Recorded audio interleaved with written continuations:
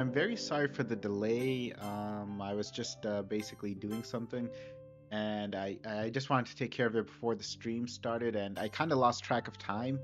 Like I should have been more, well, I should have paid more attention to it, I guess you could say, but I kind of just lost track of time. Didn't recognize I was running late for the stream. That's why we're kind of late today. Anyway, we're back with playing DDLC Convergence. I think it's been 2 weeks since we did our last stream, so I actually have forgotten some of the story. Although I have to say that this mod has been incredible. It's a very good mod. I do recommend playing it. Unfortunately, my last stream got demonetized, but given the content of what we were watching, that was kind of like inevitable.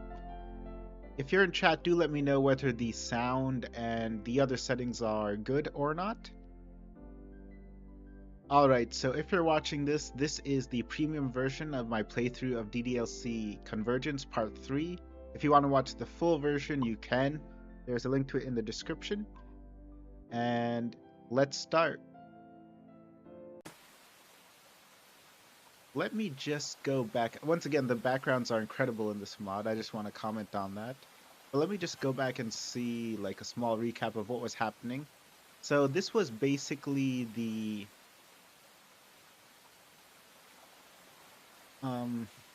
right, so basically this was, so last time we were playing, the festival happened, Sayori crashed out, she tried to do something which I can't say on YouTube without getting demonetized, and we were dealing with the aftermath of that, basically. Ha! Ha! Ha! Ha! 4! I hope YouTube doesn't demonetize me for that, because that sounded like something else. Ah! With a graceful kick, I send the sandbag to the ground. Now that was a good way to let off some steam. Taking my stress and frustration out on this bag is much better than with that underclassman. While getting my thoughts straight after that feud, I realized how much of a jerk I was yesterday. Not just to that kid, but to Natsuki as well. Thankfully, she made me open my eyes to how I was acting. I grab a towel and wipe the sweat from my brow as I make my way to get a snack. I go to the fridge to get myself an apple. Shortly after I pick it up, though, something else catches my eye. The cherry bag sitting in the back of the fridge. Sorry, not cherry bag, cherry bag. Sayori's favorite fruit. And once again, she's plaguing my mind. I look toward the living room where Mayura is watching another anime. There's something about Sayori that's still eating away at me. Hey, Mayura. Yeah? I'm just gonna go walk around the neighborhood a bit, okay? Okay, don't get too wet. I grab 2 keys from the hook and an umbrella and exit my house. After a quick walk in the rain, I'm at Sayori's house. Digging into my pockets, I fish out the spare house key. When we were little, my parents were given this key since they were friends with Sayori's family. Since my dad's traveling around the world at the moment, I've been entrusted with the key in his place. Where is his mom, though? Without a second thought, I unlock the door and enter her house. The room itself is even messier than before. From the looks of it, she did attempt to start cleaning it up. She must have given up just as quickly as she started because of how she was feeling. And here I thought you were just being lazy, Sayori. Oh, Gummy Cereal in chat says, I slowly opened the door. Um, well, this is Sayori. Well, in this mod, I don't know if you've played this or heard of this before. But the story is Sayori's currently institutionalized after she tried to Minecraft herself. So she's actually alive. So this is after the festival in this mod. Just in case you'd lack the context for what's happening. Jolly Wally in chat, hello, and thank you and welcome to chat. What an idiot I was. Looking at the mess around the room, my caring instincts kick in as I start to tend to Sayori's crumpled bed sheets. Next, I fold some of the clothes strewn around her room and place them all in their respective drawers. I also give her plush animals a dusting so they look fresh and take a quick stop at her kitchen sink to get water for her plants. Some of her plants are on the verge of wilting, so this will suffice to keep them healthy. At Gummy Cereal, oh, so she doesn't pass away yet? No, she doesn't. Minecraft herself. Yeah, I have to use weird words to prevent like a YouTube from basically demonetizing this stream. I'd hope to at least not have this demonetized, at least this one. The issue with demonetization isn't the fact that I don't make that much money on it because I don't really make that much money from streams anyway. It's the fact that people don't see it. Like YouTube's algorithm suppresses it if it's like content gated. Like Chris Shuds Kicks 6971. Hello and welcome to chat. As I water them. Oh, I'm sorry. I'm getting a phone call.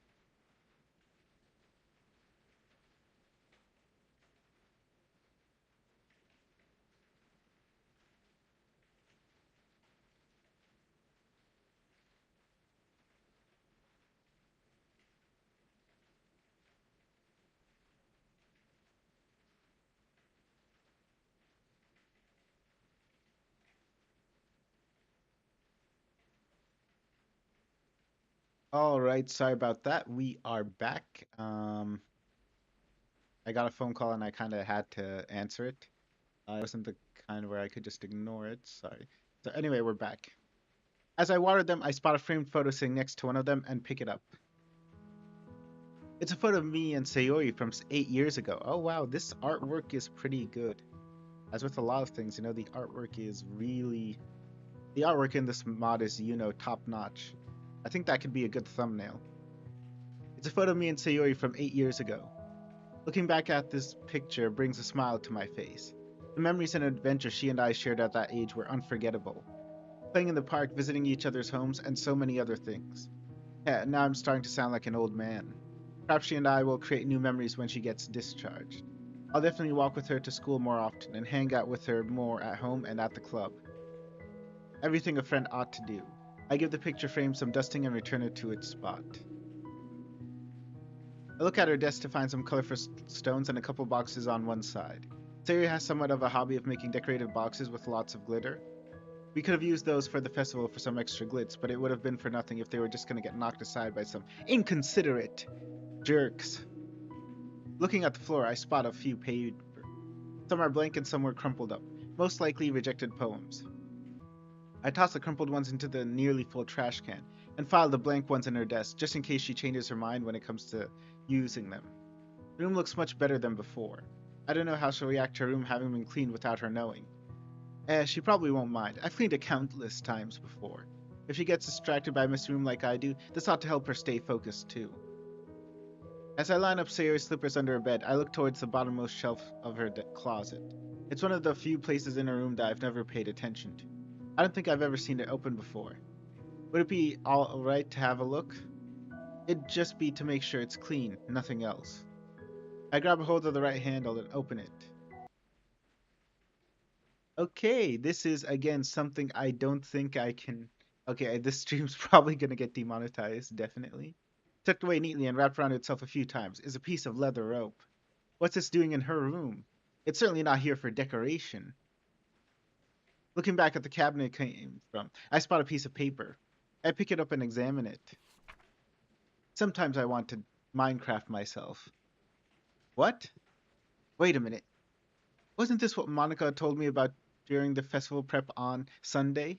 Gummy cereal in chat says, uh-oh. Yeah, uh-oh is right. But why was this left in here? And more than that, why is it in the same cabinet as? It all makes sense now. This explains everything.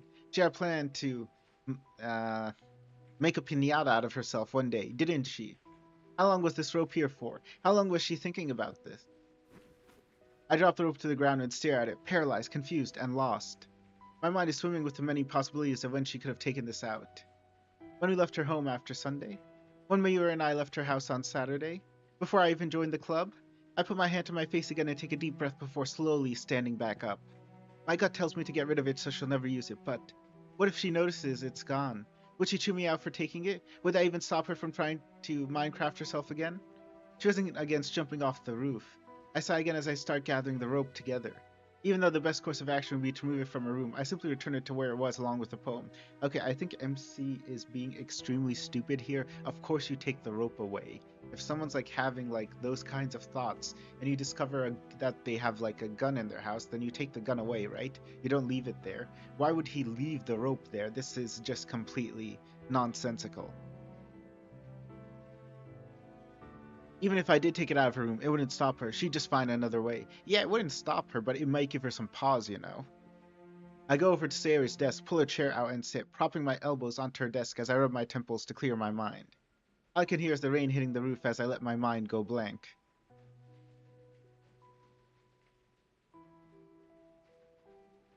After 2 minutes of clearing my head, I sit back and look up, thinking to myself. Ever since Natsuki chewed me out yesterday for my behavior, I've taken the time to reflect on my attitude and remember how I was brought up. Breaking down and letting it get to me won't help at all. I'd be no different from Sayori, and that's not what she would want. I return my gaze to her desk when something catches my eye. Where her computer is, there's a photo frame blocked by some paper. I grab the frame and remove some of the sticky notes stuck to it. It's a picture of the four girls in a selfie. It looks like Monica took it. I wonder when this was. Must have been before I joined the club. Everyone looks so happy in this photo. I can't help but smile back at their gleeful faces. Seeing everyone together like this, it fills me with a warm feeling I haven't felt in quite a while. That's what I want for the club, to bring everyone together, just like this photo. Maybe we can make some happier memories that'll put the situation further behind us. I put the photo back on the desk and pull out my phone. It's a message from Monica. Hey. Sarah's okay with seeing you tomorrow. Are you able to come? She's alright with seeing me again? I don't understand this plot point in this mod where they're like, oh, the MC doesn't want to visit Sayori, and instead it's Monica going. It should definitely be the main character. Also, I just noticed the date here. It's April 6, 2017. DDLC came out on September 22nd, so I think this is actually before the game came out. Even if it's not like April 6th, even if this is like 4th of June, it's still doesn't line up with the original time. Whatever, that's like a small thing. I'm definitely happy, but at the same time, I'm a little taken aback. Of course, really relieved to hear that. Awesome. We'll see you tomorrow then. I look out the window to the dark sky with a newfound glimmer of relief. Never lose hope. The darkest clouds precede the loveliest rainbows. I know what to do and how to handle tomorrow. I look down at my phone clutched in my hands, then at the group selfie photo. With a smile, I open my phone's contact list.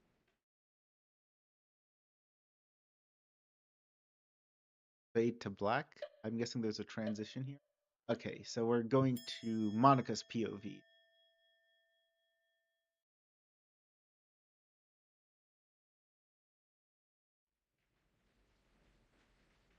I put my phone to sleep and slip it back into my pocket. He said he'll be coming tomorrow. But Sayori, are you sure about this? Sayori glances to the side momentarily before her eyes lock back into mine. Onto mine, sorry. Onto I'm sure. It's honestly about time I stopped running away from him. I feel really awful about it. I don't want to keep running, worrying him. Try not to put how he feels over how you feel right now, Sayori. Is this what you want? I'm not saying no. Sayori then looks down at her paper, which has the exact words she's written most of the time she's been here. Hey, Monica. Yeah? I think it's about time I tell you why I've been writing this. Are you sure? I think I'm ready to tell you why. Just promise me something. I know this might be pretty hard, but please don't let him know about this. If you found out, I'm not sure how he would feel. I don't really get what she's referring to, and how does Drechenaux come into this exactly? Wanting to know more, I silently nod. Thank you, Monica. Her focus returns to her paper. So, the whole get out of my head thing. It's about someone that makes my brain feel like it's being hit with a bat. I couldn't stop thinking about them ever since the festival. I listen, intrigued as to who the mysterious person is, although I have a pretty idea of who it could be. Well, the person I couldn't get out of my head. It was him. I knew it. That explains why she didn't want to see him for a while. It's always been him. I see. So, tell me, why is he on your mind? Okay. She leans back into the hospital bed and looks to the ceiling. We're gonna get a flashback, aren't we? Most of this started a long time ago. I've been suffering from depression since I was very little. Most days it was hard to get by. Why sleep? Why eat? Why brush your hair in the morning? I'd often wonder what was the point of even getting up. We all just do the same things over and over every day in our lives. The monotony of it all still gets to me, even now. Things just got a lot worse when school started. I was no stranger to being bullied. My depression made me a pretty easy target. Every time someone tried to hurt me, my mind would amp up whatever pain they dealt. But one day,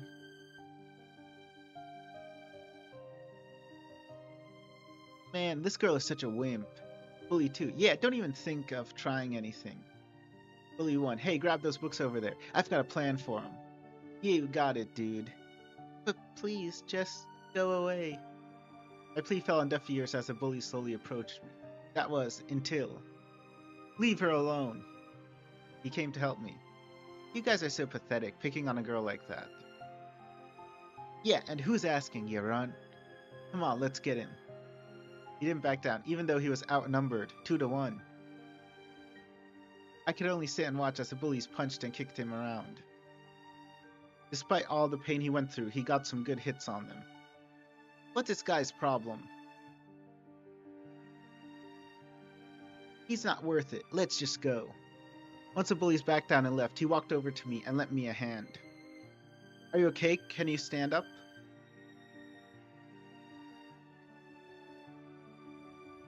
I think it was that moment I fell in love with him. He was so shy and quiet most of the time back then. Like I wasn't even sure what was on his mind. Still, he was always sweet whenever he was around. There were times when he tried to defend other people like me too. I liked him even more for that. We often went to the playground after school or on the weekends. I remember one time when he was still waiting for me. He wasn't doing anything, just sitting quietly on a swing, staring off into space. Usually parks are where everyone plays all the time, so him being so still there felt so strange. There he is. Without missing a beat, I walked right up to him. Hey. Hey, can you hear me? Huh? Can you hear me? Isn't that the first line of, like, your reality?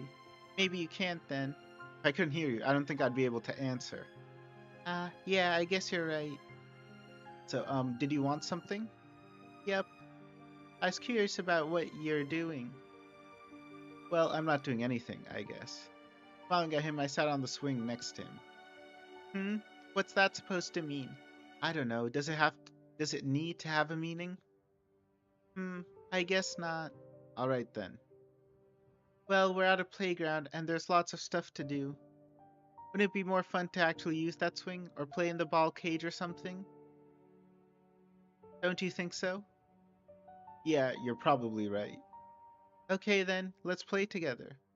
We're supposed to play here, but you just sit all alone. There's no reason not to play together, right? Come on, let's go. As he blinked up at me, I grabbed him by the hand and pulled him along. That was one of our most precious memories together. What should we do first? Oh, wait. What's wrong? How is little Mayu doing? Fine, why do you ask? What's wrong with me knowing how your family is doing? Well, because you aren't family? Hey, you know that's really mean, right? Sorry. Mayu is also important to me, whether she's your sister or not. You got that, mister? Yeah, I hear you. Good. Now, where were we? After that little discussion, we got down to having fun. Okay then, we're starting with that one. The ball cage? Yep. Whoever gets to the top first wins.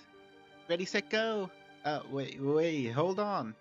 After deciding what to do on a whim, I forcibly started us off. He didn't have many suggestions, but he'd follow when I pulled his arm. I was pretty heavy-handed with him. Anyway, we were relatively evenly matched in our reflexes and strength. Really, a boy? I mean, a boy and a girl evenly matched? Are they very small children? I guess so then. Otherwise, I'd assume MC would win. Every game was a competitive match. Of course, I was always the winner, but only by a narrow margin. I made the games much more fun, so I kept going. Before I knew it, the sun was sinking below the horizon. Oh, I need to go home pretty soon. Aw, is it this late already? Yeah, we played a lot. Are you gonna be late? Sorry for keeping you. That's okay. It'll be fine as long as I head straight home. That's good then. Yeah, Okay, bye-bye. bye. Thanks for playing with me today. And off he went. It's kind of weird for the person being dragged around all day to say thanks to the person doing the dragging. I think he enjoyed it just as much as I did, though. Whenever I was trying to think of new games or when we stopped for a break, though, he had the same sad look from the swings. I heard him mention that some of his family was overseas. He must have been missing them so much. We decided to see each other again. The very next day, I made my way back to the playground. Sure enough, he was sitting on the same swing with the same downcast look on his face. Hi. Hey. Yay, you answered me right away this time. Well, yeah. And you said hello to me again, Sayori. Come on, we played together all day yesterday. We're friends, right? Yeah, we are friends. I'm glad. Hey, why don't we play some more? I don't mind, but is it really any fun playing with someone like me? Of course it is. You're pretty good at climbing and running, so all the games we played were super fun. I had a ton of fun yesterday. Thanks, it's nice of you to say that. There you go again. Ah, you're right. For some reason, I felt really happy every time he thanked me like that. By the way, how old are you again? You don't remember? I'm 9, born in November. Whoa, I'm 9 too, but I'm older by a couple of months. For real? I thought you were a year older than me. What made you think that? Well, you keep managing to drag me around. Ah, you're so mean. That makes me sound like some kind of scary musclehead. Sorry. You don't have to apologize. I'm not really angry. Really? That's good. I'd only been trying to tease him for how timid he was.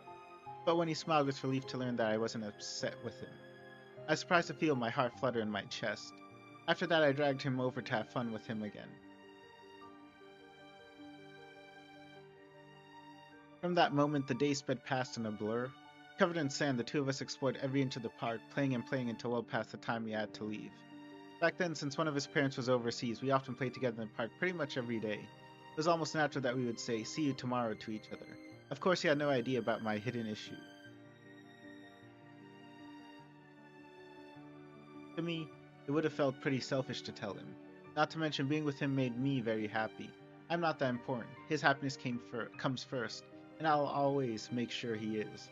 As I become more conscious of what he meant to me, I settled into a new daily routine.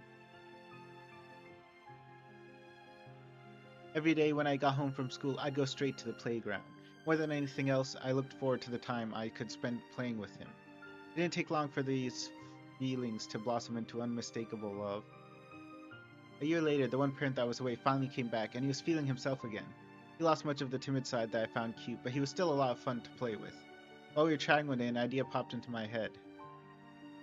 Hey, wanna play a game? What kind of game? A game of who can throw their shoe the furthest from the swings. The winner gets to make the loser do something they want. The order can be anything, so no backing out now. What? But I haven't even said yes to the... Doesn't matter, you're playing it with me, okay?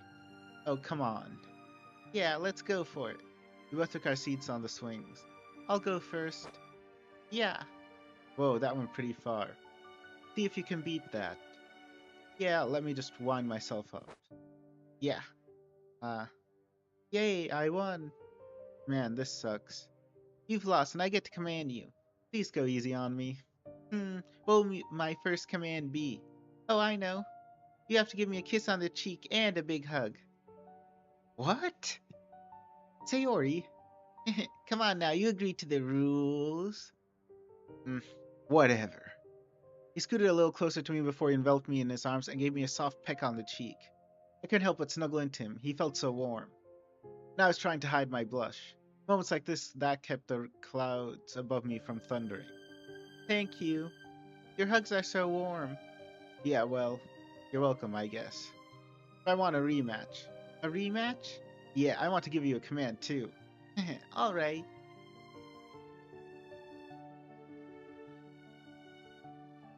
And so we kept on playing the shoe throwing game for a while.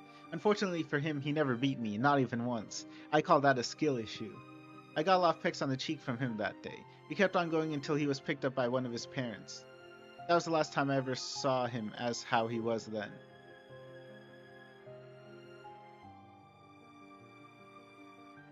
I didn't see him at the park for a few weeks after that. I remember how I'd wait and wait for him to show up, and he never did. When I gave up waiting for him, I went to his house to see if he was there. One of his parents told me he was still around, but he had other things he was doing. We still saw each other at school, and he kept the bullies at bay. Whenever I saw him at school, though, he had a pretty grumpy look on his face. After school was over, he skipped the playground and went home instead. I kept my distance from him, just in case he didn't want to talk to me. One thing was pretty obvious, though, through all this. He'd changed. I kept wondering if it was a good thing or not. Then one day, as I was at the park alone on the swings, I saw him walking to the playground. Seeing him made me bolt out of my seat and run up to him, embracing him in my arms. Where have you been? I haven't seen you in weeks. I'm sorry, some stuff happened at home, so I haven't had much of a chance to leave the house. He told me he was taking some martial arts classes at home. I thought him doing that stuff was pretty cool, although from the look of it, it didn't seem like he was happy about it. He didn't say much on what was going on at home, so I wasn't sure what he was going through. Regardless, I didn't mind waiting for him, as long as we still managed to see each other somehow. But after that day, we barely saw each other. As time went by, we met up less and less, and I only got more worried and upset. My feelings for him were still strong, and I waited and waited for the next moment that we would see each other again. The amount of time we spent apart really made the cloud above me grow more. It didn't help that I relied on him to stay safe from the bullies. Whenever he wasn't around, they took their chance to harass me, making the cloud darker.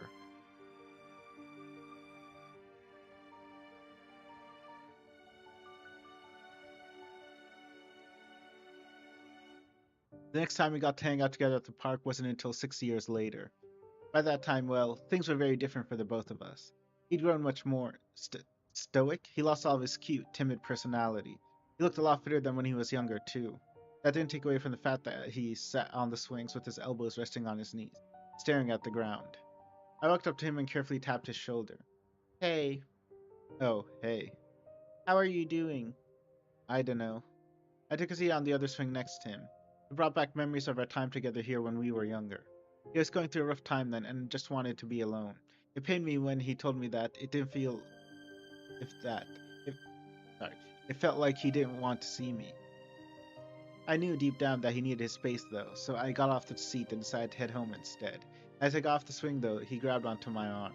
It was sudden and it scared me a little, but part of me was a little eager to hear what he had to say next. Can you promise me one thing?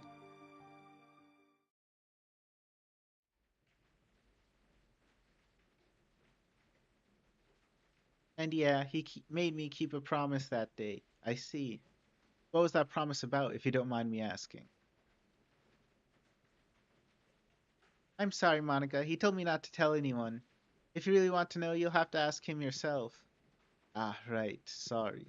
I hope I didn't come off as invasive. It's alright, you were just curious. But yeah, as you can probably tell, I still have feelings for him. I really need to move on from him. Eh? But Sayori, why?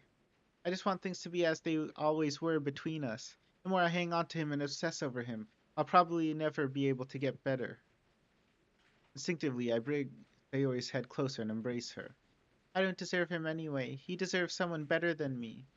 I'd only make things difficult for him if he and I were together. I think I damaged the friendship we used to have. That's not true. You're a very valued and important part of his life, Sayori. He's done so much for you, as you have for him. I know, but that doesn't make it right for me to keep holding him back. For us two, the best would be to stay friends. Are you sure this is what you want? You think forfeiting your feelings for him will make things better? Sayori nods wordlessly on my shoulder as I rub her head for comfort.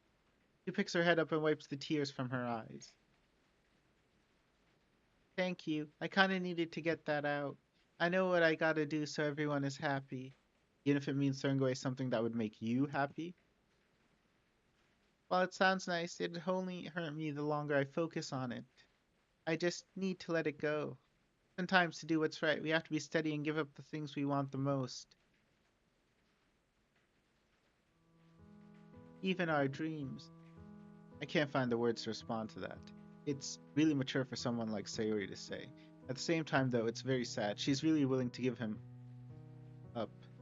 It almost makes me want to cry as well. I hug Sayori again. We stay together for a while before I break away.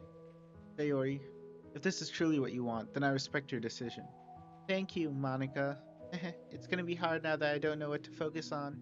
I feel like I need something to fill the gap he leaves behind. Not love, of course, but I guess a reason for why I get up every day, you know? Besides making everyone happy. Yeah, I can see where you're coming from. Jerry starts shuffling closer to me. So, Monica? Yes? I was just wondering about Drechenaux. Hmm? What about him? What do you think of him? I look at her quizzically. You mean as a person or as a club member? Wouldn't that be the same thing? Yeah, I guess so. Not really? So? Hmm. I think he's intelligent, caring, funny, mature, very skilled. So, do you like him? What do you mean? Like, do you have feelings for him? I can feel the blood quickly rushing to my cheek. Well, what brought this on all of a sudden? Well, it looked kinda obvious from what I could see. You asked me about him a few times, remember?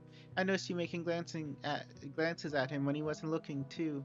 And you didn't seem happy when those girls were flirting with him and he was performing either. I mean, I will admit he is kinda cute and smart and mature. What am I saying? It's like I'm gushing about him in front of her. Ah, sorry, I didn't mean to zone out. Monica, that's so cute. Sayori, maybe you should be with him. You two would make such a cute couple. Huh? You really think so? I do. I mean, maybe. It does sound like kind of nice. I just don't know. I can hardly hide my blush. This is the happiest I've seen Sayori since she's been in the hospital, despite it being at the expense of my embarrassment. I guess I'll just have to endure it for now. But do I really feel that way about him? It's too soon to know. The possibility, a far-fetched one at that, but I won't jump to conclusions. For now, I'll play along with Sayori's teasing. She's enjoying herself at least, and I'll make tomorrow even better.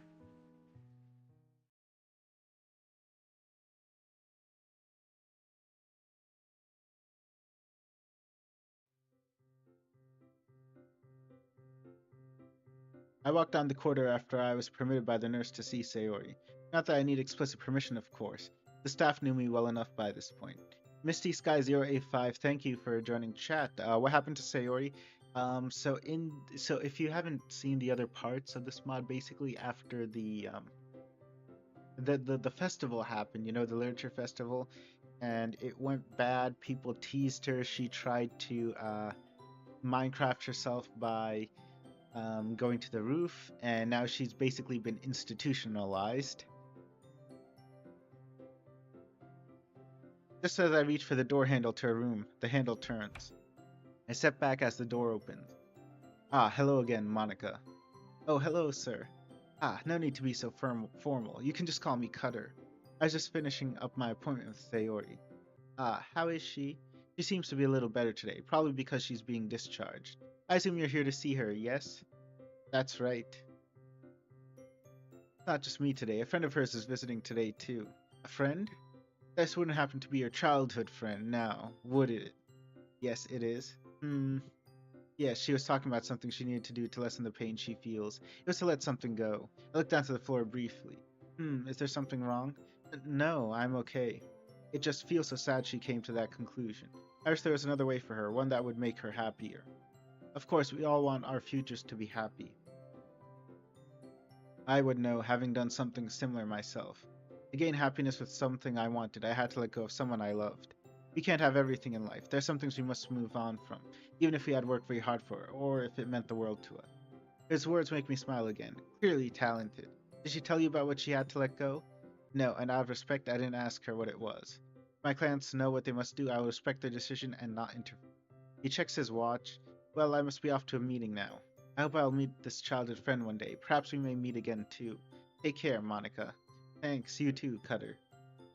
With a warm smile, he walks past me down the corridor. I look back at him as he disappears around the corner. He's been such a tremendous help for Sayori. Like most therapists I've seen who come off to me as overly serious, Cutter is far more laid back and understanding. He gives off vibes of a cool old man that people can respect. He might be easygoing with his work, but it doesn't mean he doesn't do his job well. Sayori's certainly been a great example of that. Speaking of which, I should go see her now.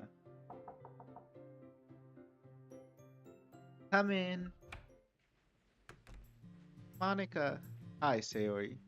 I approach her bed before we hug each other. How are you feeling? Sayori hums gently next to my ear. I'm feeling alright. Ah, good. So, how is Cutter today? Great. He's pretty fun for a therapist. Yeah, and very understanding. Oh, I pull my phone out and check the notification. Ah, Drechenaux is on his way here. Oh, okay. You don't sound too excited. It might be a bit awkward for me since I no longer have feelings for him. He'll eventually sink in and I'll see him just like the friend I used to. No. What's wrong, Monica? Oh, nothing. I'm just surprised. You're letting those feelings go a lot quicker than I would have imagined you would. I don't think I could ever see myself in such a position. Hopefully, you won't have to. He's a very good person. He'd never let you down, Sayori. Are you really doing this again? Yep. I let out an exhausted sigh. Please show up soon.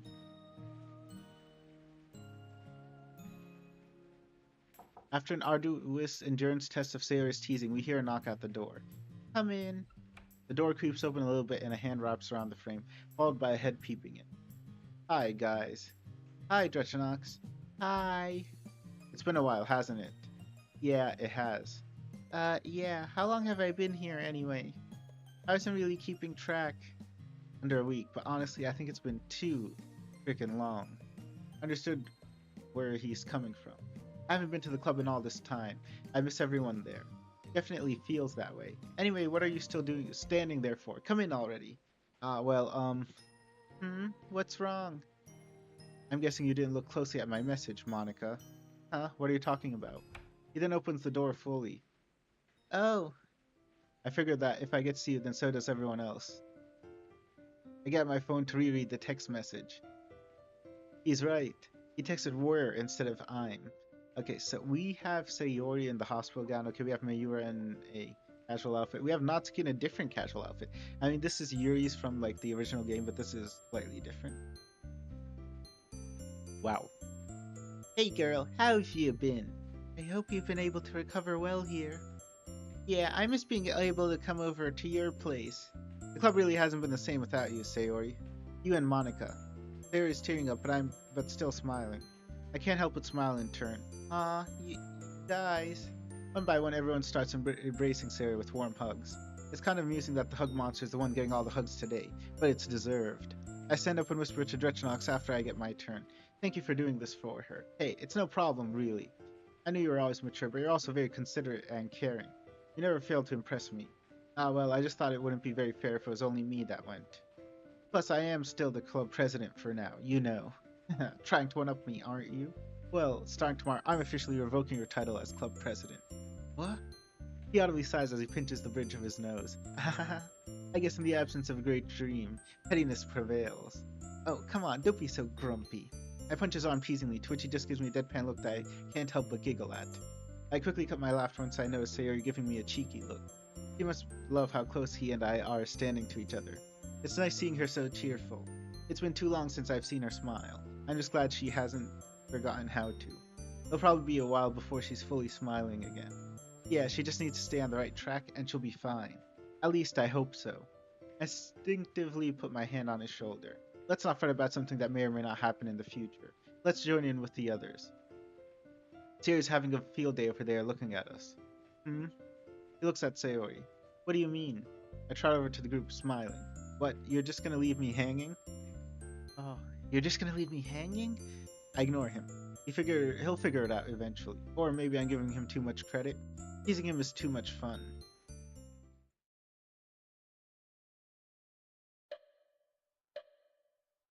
Now we're fade to black and back to MC's POV.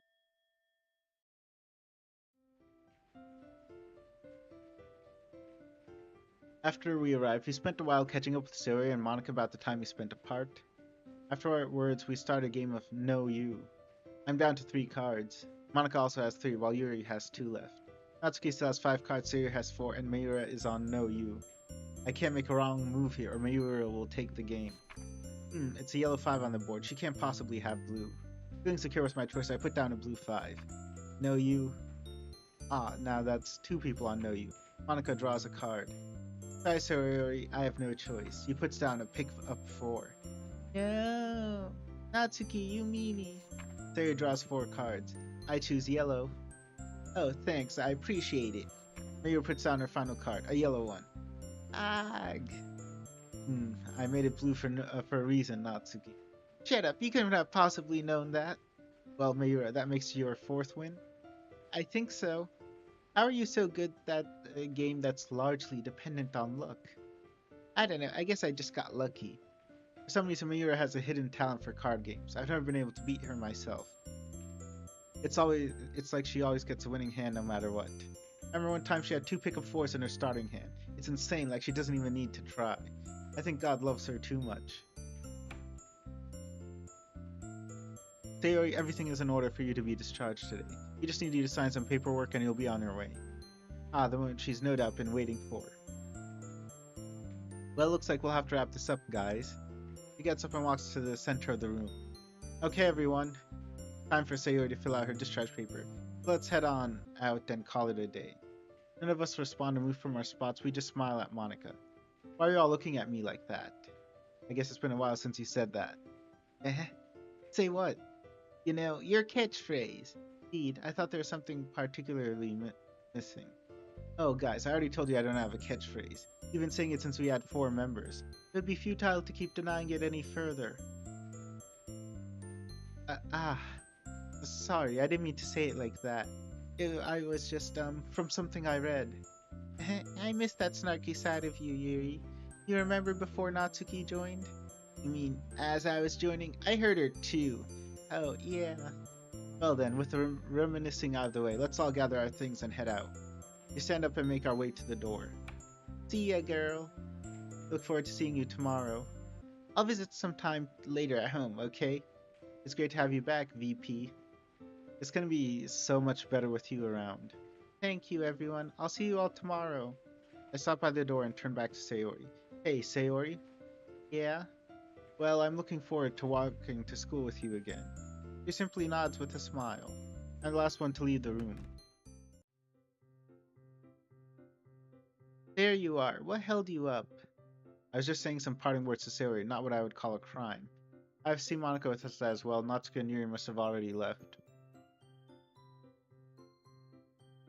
Was there something you left behind, Monica? No, not at all. I figured we could all walk out together. Look at Miura and then back to Monica. I don't know if 3 people can fit under an umbrella. Do you not have yours, Monica? I left mine at home. It was raining when I got to the hospital. But then again, it was still overcast. I probably should have considered that. It's hard to imagine Monica not preparing for something like the weather. Then again, this type of situation has happened with her before. Well, if we can all fit underneath it, then sure. Just so you know, if there isn't enough room, you're going home wet. Why me? You've trained in the rain before, big bro. What's the problem? So, you're okay with your brother possibly getting pneumonia? What about being a gentleman? Where are your manners? Oh, I have them. I'm just not sure if I have to use them here since I'm talking to you. What does that mean? Sorry, was I not obvious enough? Monica's giggling from our bickering interrupts the two of us. Okay, that's enough, you two. Are you always like this? You're just noticing now? I thought you would have figured that out already. What's so funny? He just laughs even harder. I glance awkwardly at Mayura as she does too. Eventually, Monica recomposes herself. Ah, sorry about that.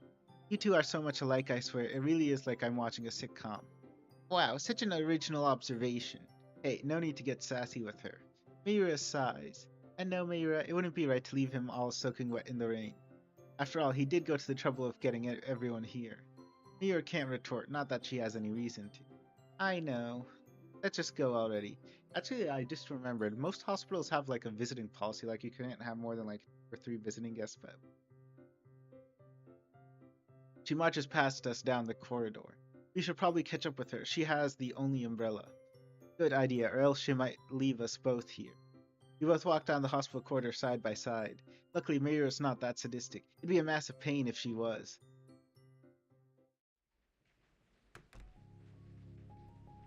After we walk to Monica's house in hours, I get a message from the group chat.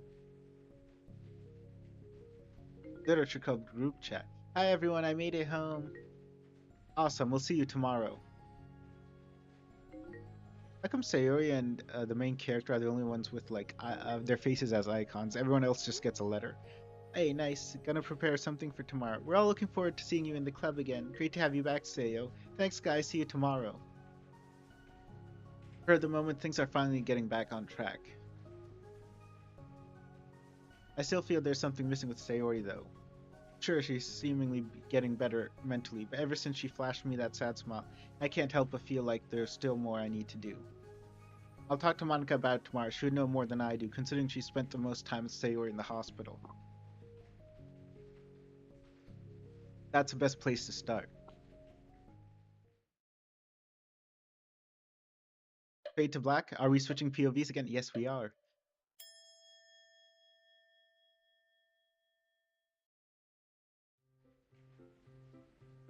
After I set the alarm on my phone, I look out at the night sky still pouring with rain. I have to say it was quite the surprise seeing everyone show up for Sayori. Drechenaux still impresses me to this day. I can't believe I didn't think to invite everyone else as well. Some president I am. No, it's okay. It all worked out in the end. It just goes to show what an amazing person he really is, thinking about everyone around him. He's almost like me. He just like me. He just like me for real. I should get some sleep while the rain is heavy.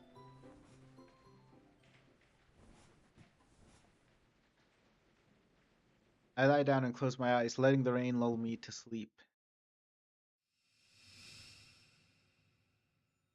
Flashback? Yes. Yeah, I think this is a flashback. Yeah, I had just written my name on the debate club's application form pinned on the event board. So yeah, this is happening prior in time. I wasn't sure because there was no like filter. Out of all the clubs available, it felt like the kind my parents would approve of me being involved in. Being in the debate club would allow me to help the other students and fellow clubs, a win-win for someone like me. I opened the door to my classroom to find a seat to eat my lunch. I figured no one else would be here and I could eat in peace, but there he was. He was just sitting there, staring out the window. Was he looking at something? He looked so calm and content where he sat, staring at presumably nothing but the blue sky. Did he know I was in the room? I slowly approached him from the door, bento box in hand. If you're trying to be stealthy and surprise me, it's not gonna work. His voice made me stop dead in my tracks. He turned his head in my direction, breaking his focus on the sky. Uh, he just kept looking at me, his expression feeling like a frozen stare. Hmm? Guessing by the bento in her hand, did he want to eat lunch with me? Yeah, if that's okay with you. Of course, no problems here. Timidly, I turned a seat in front of his desk and sat at the same table as him. Meanwhile, he was already casually eating from his own bento, compared to me who had yet to get comfortable in my seat. If you need it, I'll give you some time to settle down. His gaze returned to the window. Is that what he meant by giving me time? My eyes were still fixed on him. Come on, Monica, focus on something else for a moment, like your food. I unwrapped my bento and removed the lid. Upon bringing my head back up, I saw him peering into my bento. I see your lunch is exactly the same as last time. He let out a small chuckle. It was so embarrassing. Did he think my tastes were weird? That's not a bad thing, is it?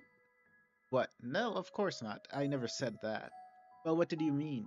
It's just you being you, you know? That's never a bad thing. Everyone has their own opinions and beliefs, and the best we can do is allow them to feel how they do. After all, judging a person doesn't define who they are. It defines who you are for judging them. So, you're saying that you don't judge me for being a vegetarian? Exactly. I felt myself relax a little. As we had in comfortable silence, I felt that I finally had an opening for what I wanted to share with him. Hey, so, I joined a club. Oh, that's cool. Which one did you choose? The debate club. Oh? What's up? Oh, it's nothing. I've just never seen you as a political person, that's all. Well, my parents are trying to get me more involved with politics, despite how boring it sounds.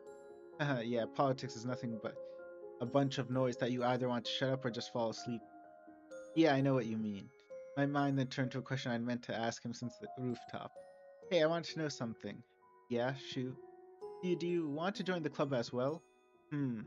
Yeah, no. Sorry, but as nice and compelling as that offer is, I'll have to decline. Uh, oh. So you don't want to be in the same club as me? But I never said that either. I would love to be in the same club as you, Monica, I promise. But like I just said, politics isn't my thing. I doubt I'd be even useful to the club, let alone show genuine interest. I don't think that's true, though. Huh?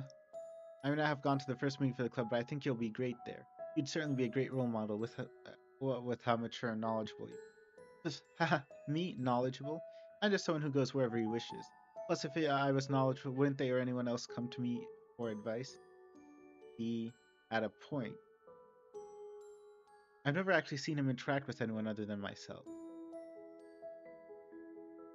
Don't you talk to anyone else here? Can't say I do. Is that the other reason you don't want to join? You don't want to interact with the other club members? Or are you not able to? It's not that I'm unable to. I've got no problem with talking to people as I am with you right now.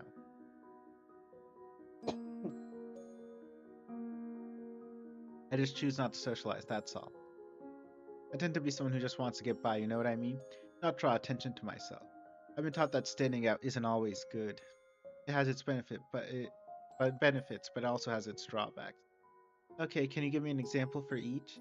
Well, for benefits, you get to be more social, get recognized by others for how good you can be, and it keeps you motivated. As for drawbacks, you become much harder for people to forget about. They'll put expectations on you, and you can become a source of ire from people, even if you did nothing wrong. I can list a dozen more drawbacks, but I won't bore you with it all. I felt downtrodden from his rejection. Maybe I shouldn't join then. Huh? Why? Well, with how you just put it, it doesn't sound that enjoyable. He sighs. Hey, I wasn't trying to change your outlook on the club. You shouldn't let my opinions deter you from making your final decision. It's up to you if you want to join, and I 100% support your choice. You'll probably get to make new friends there. All I'm saying is, I don't want to join a club I don't find interesting. Don't worry about me, though. Do what you want. He really knows how to win an argument easily. He could have been a natural. I was still really hoping he'd reconsider. Then I got an idea. Yeah, you're right. I should also respect your decisions. Sorry for sounding selfish. It's okay. You weren't being selfish at all. But in allowing me to respect your decision of not joining the debate club, perhaps I can. Can I perhaps burden you with a favor or two? Eh? Alright, what is it? One, if I want to talk about the club or need help with anything related to it, I can talk to you about it, okay? Yeah, but why? You know what? Never mind. What's the second burden, as you so colorfully called it? Well, this doesn't relate to the debate club per se. You could call this a future request of sorts. Okay, I'm listening. If I perhaps started a new club, would you be interested in joining it? As long as it's nothing political, then sure. Good, now I have to start brainstorming one. Huh? What? Right now? It's just a joke. You know, not assuming anything here or anything, but you seem to be strangely fixated on me being in the same club as you. Ah, maybe I'm just looking too deep into it. Yeah, you are. Oh, sorry about that. I put my face on the desk to hide my blush. Why did I make it sound like I was obsessed with him joining? Ugh, I'm such an idiot.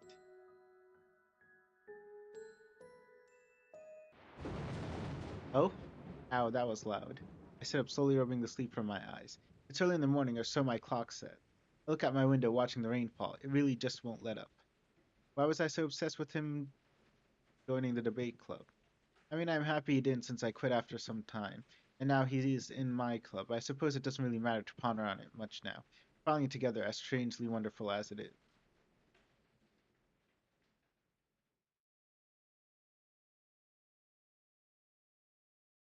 Change of POV, back to MC's POV. Yes, back to MC's.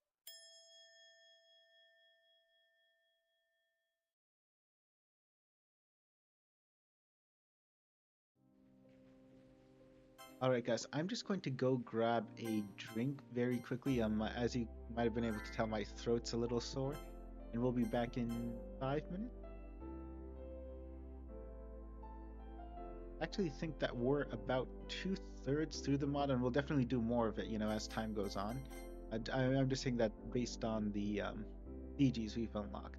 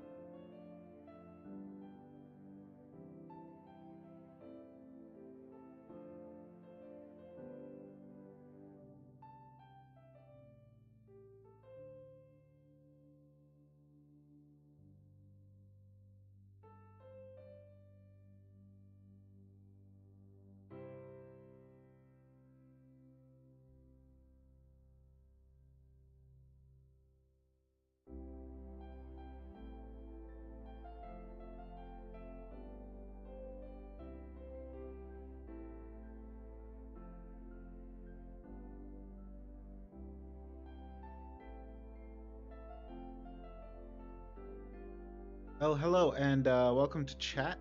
Um, I can't see. Yeah, Kyo Kalzumi 786. Hello, and welcome to chat. I saw your Monica jump scare vid. Oh well, thank you. I'm glad you enjoyed it. Sorry I was gone, guys. Like I said earlier, speaking continuously, it just kind of dries out my throat a little. So I do need time to just like recover from it. Like 5 minutes to just grab a drink of water. I'm not used to like speaking continuously for like 2, 3, 4 hours on end, like some of these streams demand.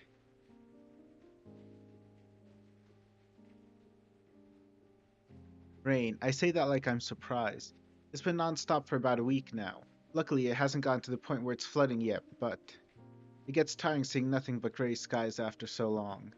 Makes it feel like we took all those nice sunny days for granted. Well, I'd like to sleep in. It's a school day today, so that's a no-go. Guess I should get a shower in. Hopefully that'll wake me up. Still drowsy and feeling cold, I grab my clothes and head to the bathroom. Kyo Kalzumi. Nah, you're fine. I watch a YouTuber with 3 minute long intros. A YouTuber with 3 minute long intros. Okay, yeah, I get it. No, I mean it wasn't an intro. I just basically like took a break, but I know that can be annoying. Like people like sign off when that happens. Still drowsy and feeling cold, I grab my clothes and head to the bathroom. After showering, I walk into the kitchen. Something's missing, but what? Ah, Mayura. She's usually up and moving before me. Did she leave for school early or something? No, even if she did, she'd usually leave some kind of breakfast out for me. Is she sleeping in? That's pretty unlike her. I yell upstairs where her bedroom is. Mayura, you awake? Ugh. I hear a groan. It sounded like it came from the living room. I walk in to see Mayura lying face down on the sofa. She's still in her clothes from yesterday, too. Did he fall asleep in here last night? I don't remember. She doesn't look right. Hey, are you feeling okay? Huh, that's random. I don't know, you just look a little pale. Pale, if you can tell I'm pale, you must be looking at me pretty intensely. You perv. Not like that. Just. I'll go over and put my hand on her forehead. Geez, you're burning up. What? No, you're just being dramatic. I feel fine. Says the one who fell asleep on the couch. So what? If I did that, you'd be throwing a fit about how that's not a good place to get a good night's rest. For your information, I fell asleep here while I was looking at the stars with my telescope. You never do that. Well, what? Wait, how was she seeing stars if there were clouds outside? Wasn't it raining for like forever? Anyway, whatever, forget it. You're not helping your case much here. Shut up. Kyo Kazumi786 in chat asks, who's Mayura again?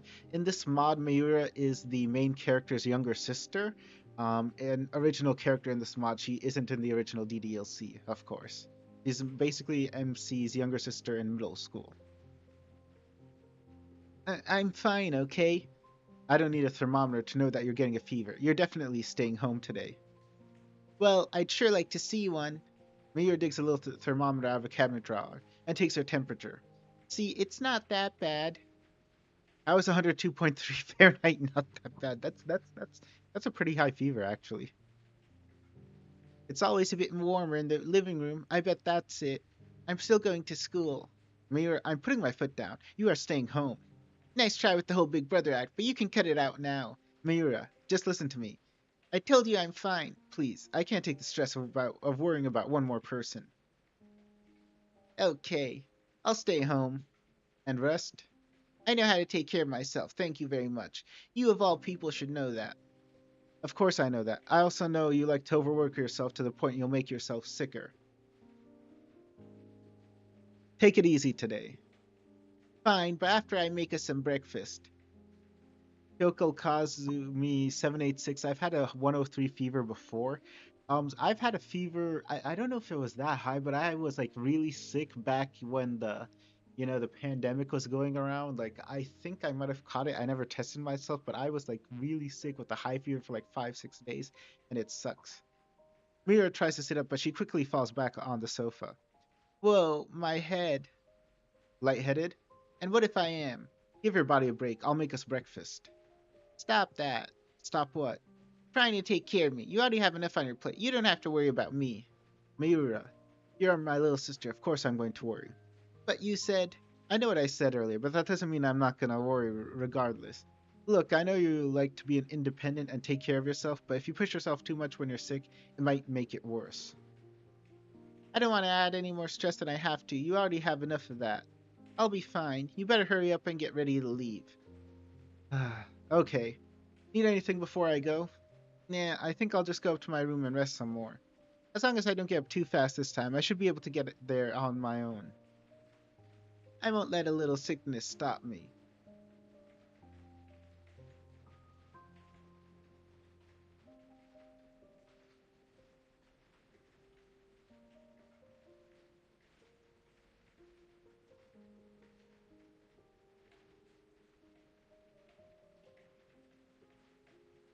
Miura being Miura.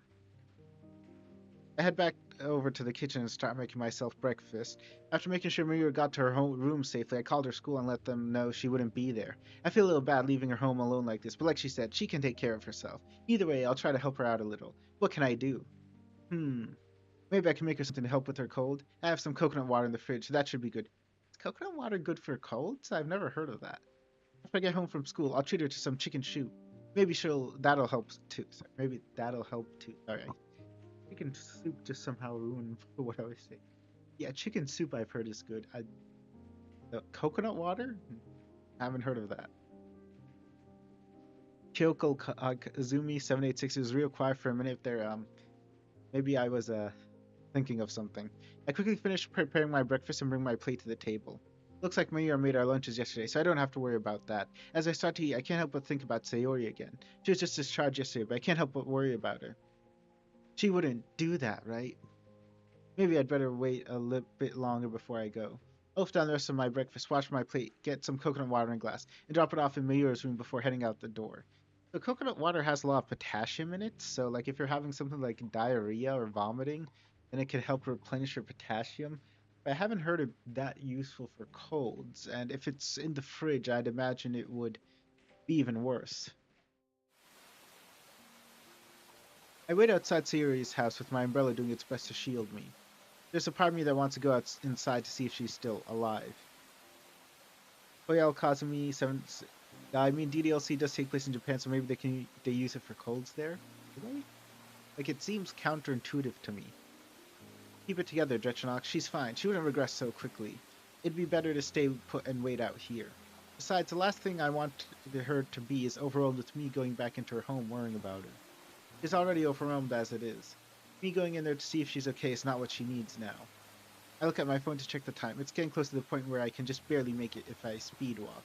I grip my umbrella handle tightly in concern. Surely she wouldn't, right? All that can be heard is the rain splashing against the pavement and my umbrella. Finally, I heave a sigh of relief when I see the front door open slowly. Sari emerges with an umbrella and her school bag on her shoulder. As she turns around to lock her house, I notice the expression she's wearing. Kyokalzumi, I'm just inferring. Yeah, no, I get that you're just inferring. The game is based in Japan, even though it's an American like visual novel, but I'm just saying it seems odd. It uneasily reminds me of how she looked when I found her at the park. I think that was so long ago. It still feels like it was only yesterday. She emerges from the gate and sees me before her. Good morning, Sayori. Ohio, Sayori. Well, if you can call this Ohio, anyway. Yeah. Ohio, Drechenaux.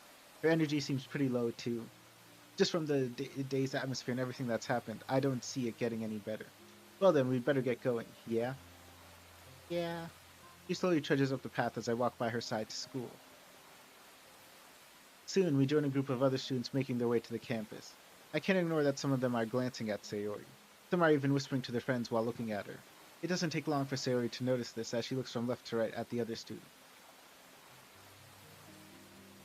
She lowers her umbrella, looks down at the road.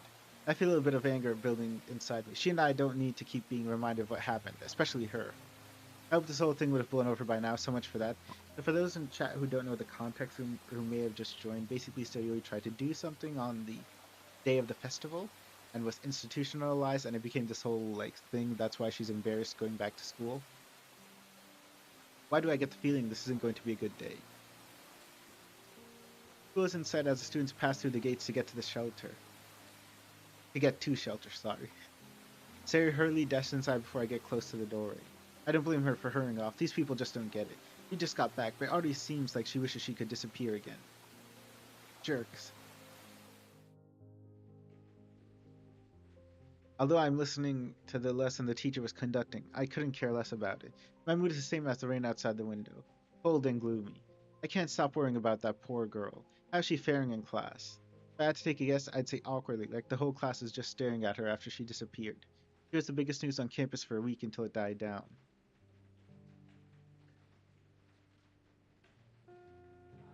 My classmates all start filing out of the classroom as I remain looking out the rainy window. I think of going down to Sayori's classroom to eat with her, but that might upset her. She'll know the real reason I'm there. Everyone needs some time on their own, and Sayori is no exception. I grab my bento box out of my bag and place it on my table.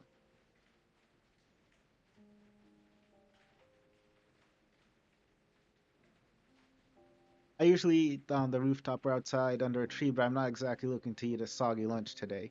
Eating outdoors is always better than indoors, though. It feels so much more relaxing to me. As I set everything up to eat alone, I hear someone coming into the room. Ah, hey there. Monica, this is a surprise. What brings you to my classroom? I had a hunch you'd be here for lunch. That rhymed. She chuckles as she steps out of the doorway and slowly approaches me. As for the answer to your question, I thought we could have lunch together, as well as have a bit of a talk. A talk? Am I in trouble or something? She smiles as she pulls the seat from the desk in front of mine and sits on the opposite end. Of course not. Just give me a second. She reaches into her bag to grab her bento box and sets it opposite mine. Despite the dark and gloomy atmosphere of the room, Monica still shines brightly. She looks at me from the opposite desk, her hands perched together like a tent. So, how have you been? You know, since everything that happened. I didn't get much of a chance to talk to you when you visited Sayori yesterday. Well, slightly better, but not 100%. I see. How were things for Sayori? Honestly, it could be a lot better right now. How so? I took a bite out of my meal and swallowed before continuing. On the whole way up in this rain, a bunch of other students walked with us. They were all giving her funny looks and murmuring to each other. Poor Sayori just got discharged yesterday, and this is the welcome she gets. The people in the school, I swear, though I can't say I'm surprised. No one really knows the right way to react to this stuff, so I can't really blame them, even if it's frustrating to see. Marco looks at the rain pelting against the school windows. It's bad enough our performance went so sour, but the fact everyone's still hyper-focused on Sayori. Not to mention word of it spread over to the middle school, too. It's not something she should have had to come back to. You don't have to tell me. I was so tempted to yell at them for being so insensitive. Not that I would have helped, other than possibly making more people talk about it. Yeah, I hope this whole thing blows over and they just move on, for Sayori's sake. And for the club as well. Oh right, Monica and Sayori are back, which means we have both our club leaders back now. I just hope Monica just found out more about my poor leadership skills. So, how did it go running the club without me and Sayori? Speak of the devil. For the most part, it was relatively quiet. Not everyone showed up on some days, so sometimes it was just two people. Ah, alright. I let out an exhausted sigh as I slumped back in my seat. What's wrong? Is everything okay? I'm just worried. Like, what's Sayori up to now during lunchtime? She's probably all alone eating her lunch in her classroom, or maybe she's not eating at all. I understand why you're worried about her. You want to know something funny? I tilted my head curiously. When Sayori first came to my club, she caught me napping at the front desk. You napping in the club? That's a first. Haha, that's what happens when you spend many late nights staying up and not getting the sleep you need. You get good sleep? Most nights, yes. It can be really hard to get enough sleep nowadays, especially in high school, when you're forced to wake up so early every day. Well, for some people, it's not a hard thing to do. Yeah, I suppose so. I'm sure college is a little better since you probably have a more flexible schedule. Then again, a lot of people in college stay up all night anyway. Speaking of which, I read some studies recently that talked about the horrible short-term and long-term effects caused by lack of sleep. Mental functions, physical health, your lifespan. So many things that can be affected by not getting enough sleep. Huh, that almost sounds a lot like what Sayori's been going through. She hasn't had a decent sleep schedule today. With how far her depression has gone, I'm surprised she didn't decide to just stay in bed all day. Then again, that could still happen. Not to mention the possibility of a relapse. God, I hope that never happens. Hey, are you listening? Huh? I was trying to get your attention. Sorry, the rain made me space out. I see. Anyway, so Sayuri found me napping in the club, yeah? We got to talking and we found ourselves constantly coming back to the same subject, literature. Eventually got the idea to start a club centered around it. It's also when I found out that she had quite the passion for poetry. Albeit accidentally, I noticed a poem of hers on a paper she had. Did you know she wrote poetry before you joined the club? Yeah, I remember. She was often bullied and picked on for her poems. They thought it was nerdy. Oh, I see. Maybe that's why she tried to hide it. She takes another bite of her lunch, the clouds outside still unyielding with their watery torrent. I hope today's club meeting will cheer her up somehow. Natsuki told me she baked some cupcakes for all of us, though they're mainly for Sayori as a welcome back present. That almost makes me jealous. Natsuki makes some pretty stellar cupcakes. True, they are the best. Maybe you should ask her to make you a batch one day. Like she would do that for me. Not in your life, Monica. We both share a laugh in the classroom. Though, on that note, let's make sure to give Sayori some room during our meeting, okay? Loud and clear, President.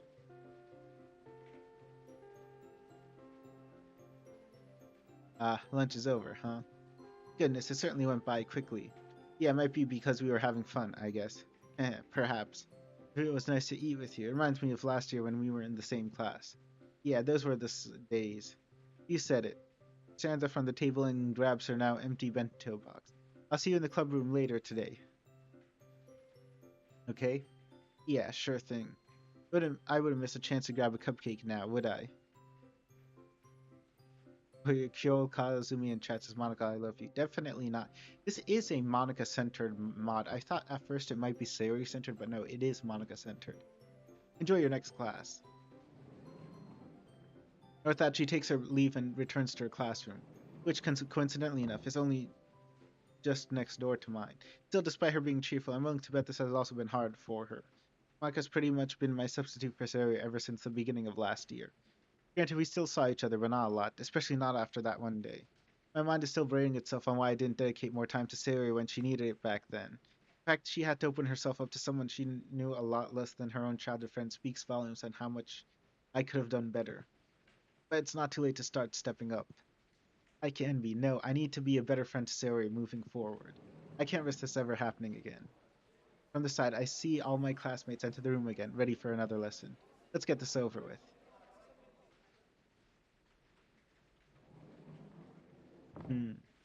It's not every day I'm the first one in the clubroom, but here we are. I watch the raindrops trail down the window while I wait for the others. It isn't long before the door opens again. Entering the classroom, book in hand, is none other than Yuri. Hey, Yuri. Oh, hello there, Drechenaux. I didn't expect you to be the first one here.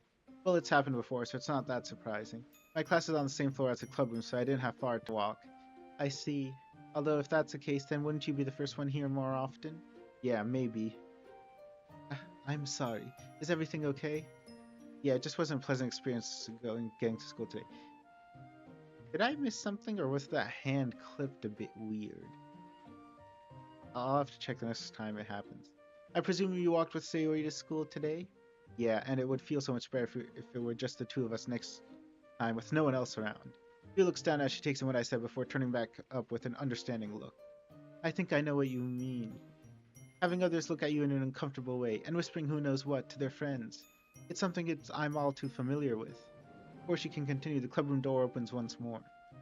But both Monica and Natsuki enter the room, the latter carrying a box with her, which no doubt has the cupcake. Hey, guys. Hello, Monica. Hello, Natsuki. Hi. Natsuki heads over to the closet and puts the box down on a shelf. Have you seen Sayori today? Yeah, she told me she'd be on her way. Did you mention the cupcakes to her? All I said was I have something to give to her when she gets here. Is she doing okay? I don't know. I haven't spoken with her since we got to school. You'll get the chance here and during your walk home, right? Yeah, I guess so. I just want her to be okay. Since we're all just getting back here today, we won't be doing much. We just have to wait for Sayori to arrive. Just as she says that, the clubroom door opens for the final member. Sayori silently walks into the clubroom and closes the door behind her. We all watch her as she approaches a desk before seeing us. Hey, guys. She's completely lacking her cheery and bubbly energy. The cloudy skies outside painting the room with dull gray perfectly encapsulates Sayori's mood. Without her energy, we're all in a dim void of the world we once knew. As Sayori slumps into a desk chair, Monica is the first to come over. She crouches down to Sayori, resting a hand on her back. Hey, how is everything going? The only response that Sayori gives is a weak shrug. I know this isn't what I would call the best setting at the moment. But we just wanted to say that it's great to have you back, Sayori. Isn't that right, guys? He looks back at us, and we all show reassuring faces. Yeah, welcome back, Sayori. Ever since you've been gone, this place has been lacking so much. Yeah, like Yuri said, this club wouldn't be the same without you. We all missed you very much. Sari lifts her head off the table to look at us. All four of us give Sari our best smiles of comfort. Surprisingly, Sari lets a small smile creep into her face, though it's barely visible with her arms hiding it. What's more? Natsuki retrieves a box from the back of the club room. She stands in front of Sayori, holding it close to her. I also made you some cupcakes to celebrate your discharge yesterday. She puts them down on the table and takes a step back. Sayori, now looking curiously at the box, opens the lid and peers inside. She takes the cupcake out and inspects it in her hand. It's a cookie dough cupcake with a small cookie embedded in the cream. Sayori looks at Natsuki, a smile much more visible. Natsuki, you guys, it's really, really sweet that you would do this for me. But it's okay, you don't have to. I'll accept the cupcakes for now, but you don't need to worry about me. I know that may seem hard about what I tried to do at the festival, but as long as everything around me is as happy as they can be, I'll be alright. That's the most important thing to me, the happiness of the people around me. She smiles at us before taking a bite of the cupcake she had in her hand. As for the four of us, we just look at each other, unsure of how to react to her words. Well, one thing is certain, she stayed the same since she got out, focusing on other people and their happiness instead of her own. But if you can't find your own happiness, how can you possibly help others in finding theirs? Okay, everyone. You can all do your own thing today. I'll plan on an activity for us tomorrow. Just like that, Yuri, Natsuki, and Monika all return to their respective spots. I just stand watching Sayori devour her second cupcake with the rain hitting the windows behind me. I'm not sure if what I'm thinking of doing next is the right move, but something is still bugging me about her. I slowly walk up to Sayori and sit at the desk next to her. She looks at me innocently, cookie dough on her face.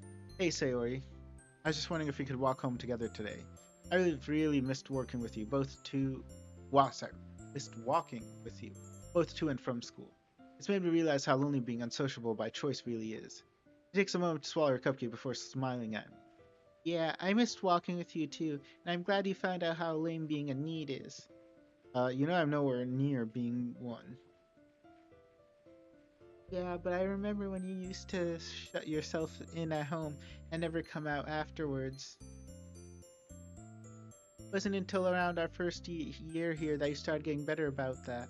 I don't want you to go back to being like that, okay? I know. Though I'll admit, if you weren't here anymore, that probably would have happened. Her face drops a bit. I've already lost someone important to me. I don't want to lose my dearest friend, too.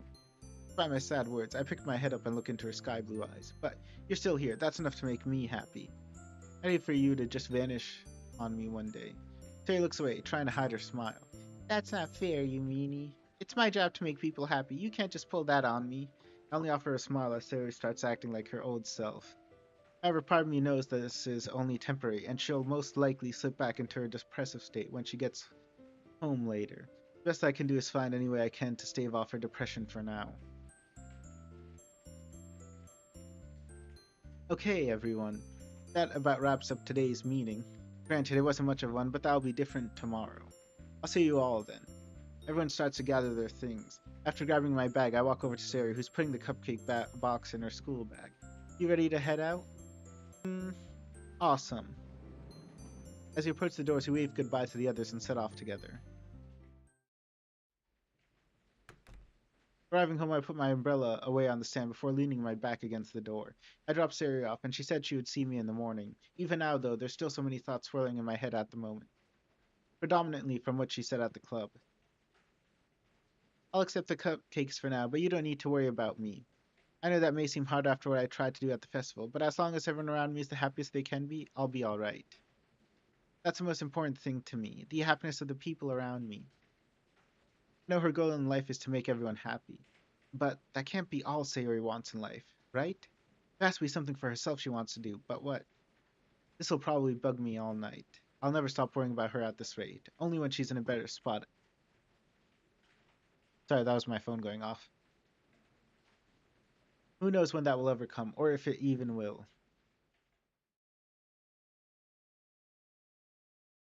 Are we going to switch POVs again? Fade to black, switching POVs, Monica's POV? Oh no, it's just time skip. Another day, another morning of wet drizzle. Shielded under our umbrellas, Sarah and I walk up the wet path to school. Geez, this rain just won't let up, huh? I heard it's supposed to clear up by tomorrow. Well, it's about time. Any more water and we'd have to pray Noah's Ark is nearby, or else we'd be screwed. That got a good chuckle out of her. For once, Sarah waking up late was of a benefit, despite how bad that sounds. Pretty much no one's around, so she doesn't have to put up with any classmates glancing at her today. Funny, it was like this all the time. We see the school gates ahead of us. Other students are rushing inside. It's hard to tell if it's because of the rain or how little time we have left before the first. It feels like the rain is getting heavier. Let's get inside. I'm cold and my socks are all soaked. Terry runs ahead of me, leaving splashes in her wake. Hey Sayori, wait for me. I run to catch up with her. I feel the water splash up against my legs, the cold crawling up my body from below. Sayori, slow down. You're gonna slip and... Huh? I stop in my tracks and look around. Did I just hear a cat? I continue looking around a bit. I don't see anything remotely like a cat anywhere. Then again, am I just hearing things from how loud this rain is?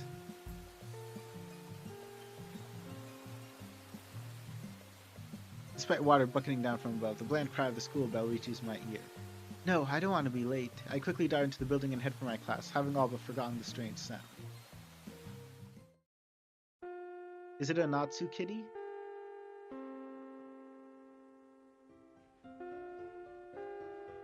Having finished my classes for the day, I arrive at the literature club doors. Just as I'm about to open them, though. Ah, hi. You're certainly early. Well, it's not exactly that much of a trip here for either of us. I know. Sadly not for the other members, though. Give them time and they'll show up. I walk into the classroom with Monica following behind. As we settle down, the others enter the club room shortly after and head to their usual spots. I should see how Sayori is doing. I get up from my seat and walk over to her. Looks like she's drawing something. Hey, Sayori. Hi. Her focus hasn't shifted from her drawing. Yeah, her bow is different, right? Like, I mean, I know her sprite is darkened out a bit, but I think the bow is specifically made different. Like, I know her bow changed colors throughout the story up until now. Are you doing okay? She doesn't sound or look depressed, just focused on her drawing. Well, that's good to hear. Soon she looks downcast again, sighing audibly. What's up? I don't know, I just feel lost for some reason. Lost? Yeah. It's like, I feel like I need to do something different, but I'm just not sure what. Like, get a new hobby or something? Yeah. Oh, don't worry, I'm not going to quit the club if that's what you're thinking. I wasn't, but thanks for clearing that up. I think I get you. I'll leave you alone so you can think about it. Okay. As I turn around, Sarah grabs the bottom of my blazer. Hey, thanks for bringing everyone to see me. And thanks for cleaning my room too. I forgot to thank you yesterday. I don't think I remember seeing it that clean before. Oh, it's no problem. You, didn't see anything weird in there, did you? If she's hinting at what I think she is, I'd better keep quiet. For those of you who just joined, the MC found her, adult magazines in the closet. Not really. Other than some of your panties lying around, not really. Oh, okay. Wait, huh? I quickly break free from Sari's grip and safely retreat away from before she can call me a pervert to my face. Bad enough that Natsuki calls me that sometimes. Last thing I want is for those two to unite against me. Safe from harm, I pull out a small quote book and begin to read. Okay, everyone, could you all come to the front for a moment? I put my book down before heading up with everyone else. That about wraps up today's meeting. I knew I said I was going to plan more for today, but I figured that another quiet day would help everyone get more settled in the club. Speaking of which, I forgot to ask, how'd it go being vice president, Yuri? As much as I would like to say something positive about it, I can't really say much. I didn't really do anything when you two were absent. Oh, why is that? Our stand-in president didn't give us any activities to do. Throw me under the bus.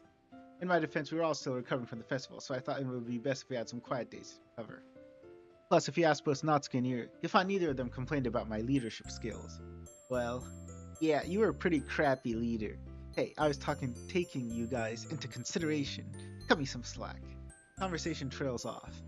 Yuri and Natsuki head out the door, leaving just me, Monica, and Sayori. Hey Sayori, did you want to? When I look around the club room, she's already gone. I didn't even see her leave.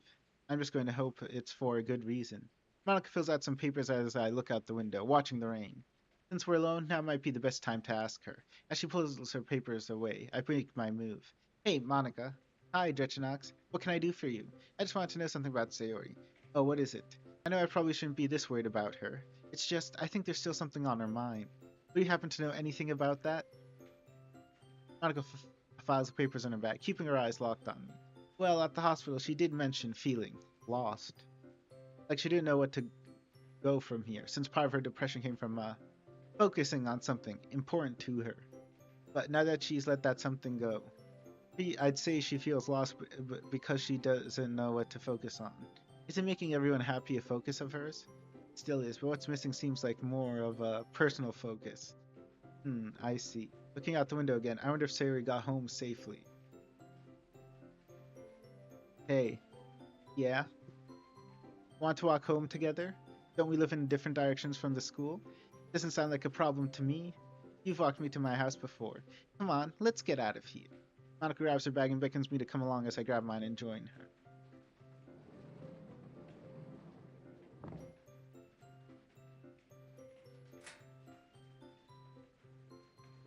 After we change our shoes, we grab our respective umbrellas.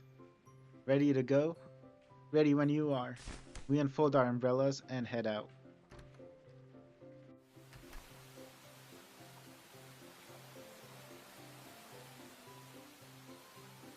I'm gonna be so happy when the rain finally moves on. Same here. It sure has been pouring for a few days. For too much, in my opinion. I come to a halt. Monica stops as well before she notices. What's up? I put my hand up. Listen. We're both quiet as I try to hone my hearing, despite the falling rain. There it is again. I thought I heard it before. It's a Natsu kitty. You heard it before too, right? Yeah, it sounded like a kitten. Come on, let's see if we can find it. Monica nods as we search around the school gates. The two of us try to pinpoint the noise of the kitten's cry. Joe calls me, bro, why they be saying respective SM? I'm actually sorry, I don't actually understand what that sentence means. I'm sorry, chat. I think it came from over there. Monica goes towards the sound and I follow her. It's coming from some bushes near the gates of the school. Searching in the bush, we find a small cardboard box. Peering inside, we find the kitten huddled up, trying to stay covered and warm in the deluge. Okay, so here's the kitten. It's shivering and shaking in the rain, crying out for its mother, or anyone to help it. Instinctively, I bring my umbrella above the kitten to protect it from the harsh rain. Aw, poor little thing. Yeah, it must have been left here. Now it's got nowhere to go. We exchange sad glances as I think what to do. As much as I want to take it with me, I don't know the first thing about caring for pets. Do you think you could take care of it? As much as I'd love to, my dad wouldn't allow me to have a pet. Oh, we got another... He'd probably think it'd be a distraction from my schoolwork. Yikes. That bad, huh? Does he believe in all work and no play or something? Perhaps you could look after it? Well, I mean, I don't think I'd be good at taking care of it, but since you're not able to, I guess. It's like I feel like I need to do something new, but I'm just not sure what. Yeah, let's give the kitten to Sayori. Wait, that's it. Eureka! Whoa, what's it? You know how you said Sayori felt lost because she didn't know what to focus on? Yeah, I did, but how does... Oh, you mean have Sayori take care of it? Yeah. This kitten might give Sayori what she needs to feel happy again. Yokel, Zumi, the MC keeps saying respective when referring to them or another person? Respective? I don't get it. Like, do you mean his tone or like a word he's saying? I'm sorry if I'm not understanding what you're getting at. The kitten is the answer. Hold on, how can you be so sure? 2 reasons. Sayori is an animal lover. How could she turn down something as cute and helpless as this poor kitten? I know she'd adopt it in a heartbeat. And 2, cats have actually been proven to help people with their depression. It'll have a warm home and a loving owner to look after. It's a win-win. I mean, come on, what do we have to lose? Alright then, let's give it a shot. Nodding, I carefully pick up the cardboard box so as to not shake the kitten around. I carefully tuck it under my arm before turning back to Monica. A word. So I'm guessing they're saying the word respectful in as like dialogue. I haven't noticed it that much. Maybe. I guess you guys are right. Come on, let's give this little guy a new home. The two of us make our way down to my neighborhood. As we arrive just outside Sarah's gate as thunder rumbles above us. I turn to Monica as we convene under our umbrellas. Alright, I'm gonna put the box by her door, ring her doorbell, and come back. Wait, we aren't going to tell her we left it here? No, or else it might look like I'm thrusting something that belongs to me onto her. I don't think that'd be the best course of action. Besides, if she knew we gave it to her to help with her depression, Then something tells me it's not going to help her as much as we need it. Yeah, good point. Okay, make it quick. We exchange smiles as I head up and open her gate. Luckily, the loud rain softens the sound of the gate opening, so I'm not in danger of being noticed. Grabbing the box from under my arm, I place it by her doorstep and open the flap just enough to so the kitten is visible. Okay, now for the doorbell. I position myself in a stance where I can quickly turn in the other direction. Here we go. In 3, 2, 1. Taking my finger away, I bolt outside her gate. I close the gate and head over to Monica, shielding myself back under my umbrella. Alright, now we wait. Two of us peer between the gaps of her fence to watch the scene unfold before us. Hello. She looks around a bit. Come on, little kitty. She looks down and gasps. Oh no. He crouches down to inspect the kitten closer. Where's your mama, little guy?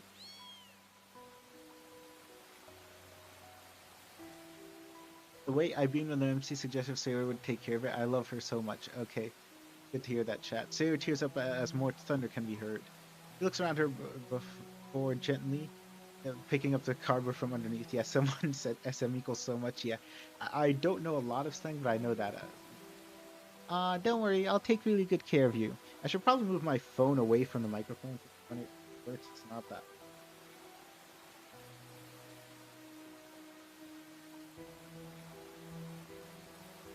You're in safe hands with me.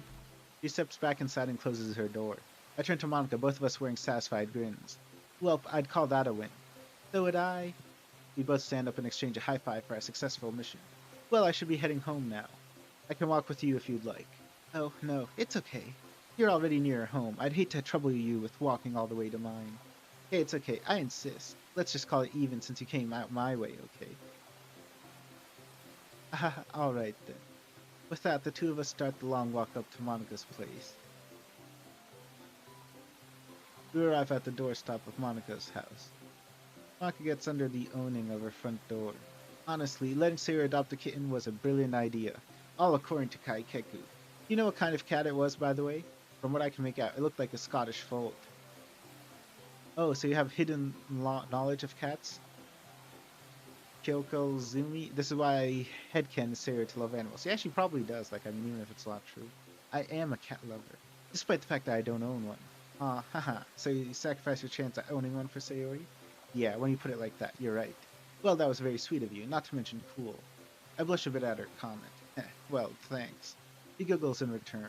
I'll see you tomorrow, okay? Yep, you got it. We wave each other off as she opens her door and enters her house. I walk away, but not before looking back at her house one more time. As I do, I notice a silhouette in one of the windows. It looks like a man, but they quickly vanish after I spot them. What's that about? Oh, it's her father, and she's going to come and find and beat you up for talking to her daughter. Shrugging, I continue on my way home. Probably just a parent first, watching the rain, right? As I make my way through the torrent of rain, my mind starts to drift. Flashback. I remember an English assignment that my class had to do. We had to get into pairs and reenact a segment of a play. Only a few of the others were really interested in plays, though. Remember, the assignment is due in a week, so be sure to study with your partner as much as possible. Speaking of which, I want everyone to find a partner so you can start practicing. Looking at the others in the room, all the boys' eyes were on Monica. No doubt they wanted to be her partner. The desperate chumps. Monica seemed visibly uncomfortable being watched by all of them. These two silhouettes are from the old MC sprites, actually, if you'll see. Like, this is an MC sprite I've used, and I haven't used this one, but I recognize it. Hyo Kazumi, I thought it was going to be freaky. At the very least, I was the only person in that class who was showing some respect. I didn't need to put myself on the same level as some of the guys here. I'm better than that. All the students started converging with one another. Well, more accurately, the guys all started converging towards Monica. They're all invading her personal space. Hey, Monica, you should pair up with me. No way, pair up with me. We'd work great together. Can I get some space, please? She spoke in a rather blunt way. Well, why you gotta be so cold? She got up and looked at me. I gazed at her absent-mindedly as she walked over to me through the crowd of boys. Hey, want to pair up with me? Sure, I don't mind. I also stood up, looking at her as she kept her smile on. She seemed far more relaxed being near me. Oh, come on. What's so special about this guy, huh? What does he have that I don't? Well, let's see. A brain and manners, both of which you either lack or don't know how to use. Hill calls me, don't blame them, says a lesbian. Here the other students in the room start chuckling. The guy roasted stayed silent. What did you just say to me? He came at me, winding up his fist. Excuse me? Just what do you think you're doing? He started it. You were just about to punch him. Go to the principal's office. The guy hesitated for a moment before backing away. This isn't over. Oh, I'm sure. That's enough from you, unless you want to join him. He glared with murderous intent as he grabbed his bag and left the classroom. The other students were looking at me and Monica. What are you all looking at? They quickly averted their gaze and started to form into pairs of their own. Hey, are you okay? Yeah, I'm fine. You just nearly got hurt. Phil Kazumi, bro, WTF? How can he be fine? It's okay, the guy's technique was awful. I don't need to worry about him at all. Though I hope it didn't spook you enough to not pair with me. Well, no, it doesn't. I still prefer you over the other boys, that's for sure. You really shouldn't instigate fights like that, though. You'll just get yourself hurt. I know, I just thought I'd answered that idiot's question. You know, get the message through his thick skull as why he shouldn't pair up with you. Eh? Still, he could very well try to get back at you. He seemed fairly short-tempered. You don't have to worry about me, Monica. I'll be just fine. He didn't look very convinced. Come on, let's have a look at the assignment. Monica nodded as I grabbed our assignment paper, and we looked it over. We have to reenact a scene on this page. About two exes getting back together, huh? Two of us exchanged glances at each other. Well, this should be fun. Indeed. Are you ready to give it our all? Yeah, let's do this. Together. Player into Monica. Yep.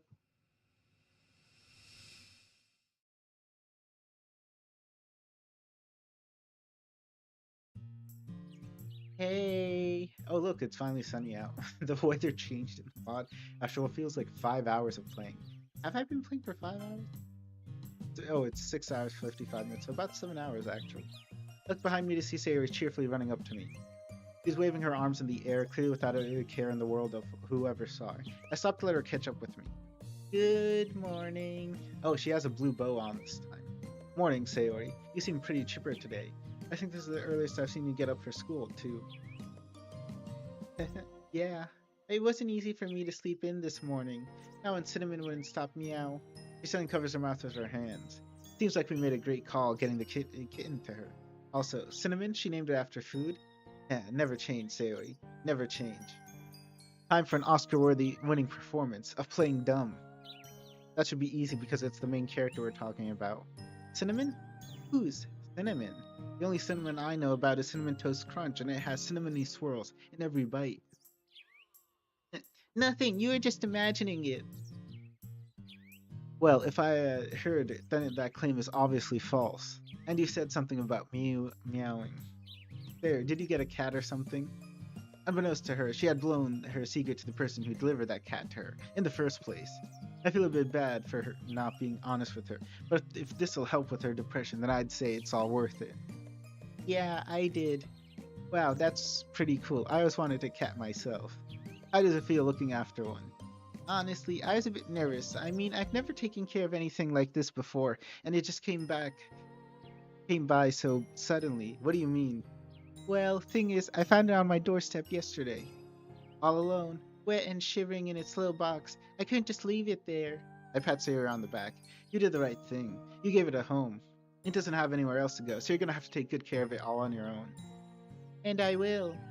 Cinnamon is in good hands, and I will love her forever. Sarah is more steadfast than I've ever seen her before, not to mention happier. I doubt this really cured her depression or anything, but I'd say the road to recovery has become a bit shorter.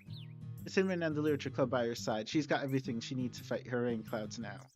So, how do you think Cinnamon got to my door? Huh?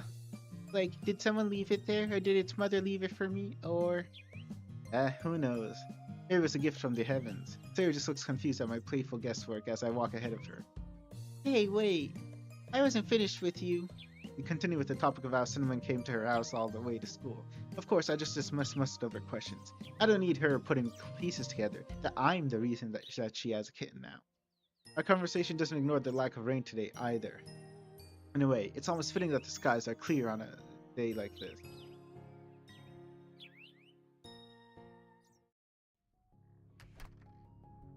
Okay, another. Okay, no, we've seen this background before, but the clouds are moving. Always a nice little touch. I emerge onto the roof and sit on the bench with the best view. I've said this a lot in other streams as well, but in Japan, you're not actually allowed to go to the roof, despite how often you see it like portrayed in anime.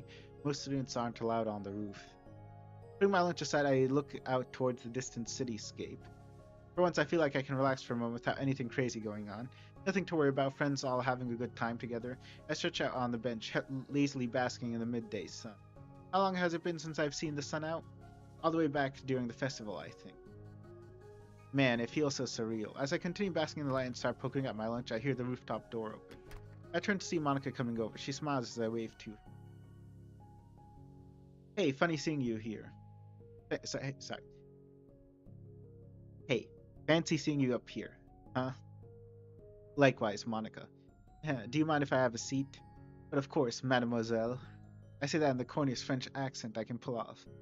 That just causes her to upgrade her giggle to a small laugh.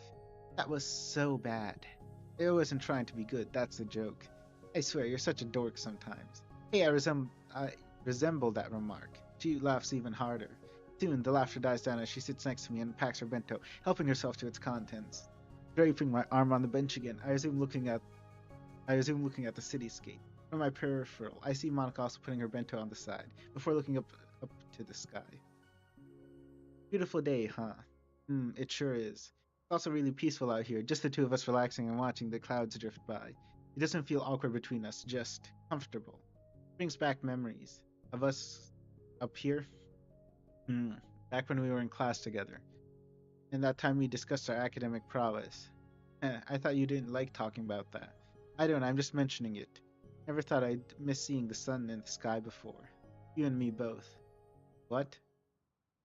Did you just steal one of my lines? Haha. What you gonna do about it, If I tell you what I'm gonna do about it, then that's absolutely nothing. That's what I thought. Feels silly to get defensive over something like a phrase you say occasionally. Ah, look who's talking. Okay, everyone. You get defensive when you and Natsuki speak up about you having a catchphrase. It's more of a conditional response, not so much a catchphrase. Why don't I believe you? You should take your president's words seriously. Haha, man, now you're acting like Sayori. Guilt washes over me the minute I mention her name, as my face loses its relaxed composure. This isn't lost on Monica as her features dip. Hey, is everything okay? I straighten myself up from the bench into a hunched over position. Yeah, well, at least I think so. What's wrong? You can tell me. She scoots closer to me and rests her hand on my back. I look back at her before giving a fragile smile. It's just, I don't know. She's out of the hospital and now she has Cinnamon to look out for. Cinnamon? Oh, is that the name she gave the kitten? It does sound like Sayori, that's for sure. Hmm. But yeah, part of me is still shaken over what happened last week. I know you must have the same feelings as I do, considering you were there. I also find it weird, actually, now that he mentions it, that they still leave the roof. Like, you can still access the roof in the school after what Sayori tried to do. I think that's a pretty good reason why they don't allow students onto the roof. Not because they think they'll necessarily, like, throw themselves off, but I think someone accidentally falling off would be a big issue for the school. That's why you're actually not supposed to be allowed onto the roof. I just get this gut wrenching feeling that one day she might try again. Relapsing is always possible, and if something goes wrong with her, the memories of last week will come flooding back, and we'll have a repeat of what happened on that day. My fear and sadness don't go unnoticed as Monica looks very somber. I just don't want to lose her. I don't know what I'd do if she'd suddenly disappear from our lives. She could always be gone the next day, and we may never know until it's too late. I place my hands in front of her as I hang my head in despair. Part of me wants to pick myself back up, but right now, all I want to do is cry.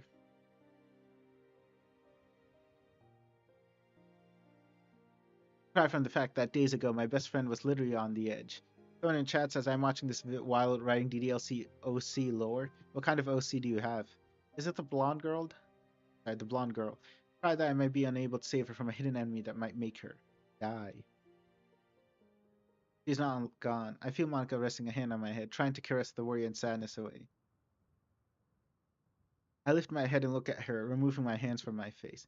She's crouched in front of me, her face close to mine. She looks at me with a sad smile, yet there's this hidden life of hope radiating from it. It's okay, I understand how you feel.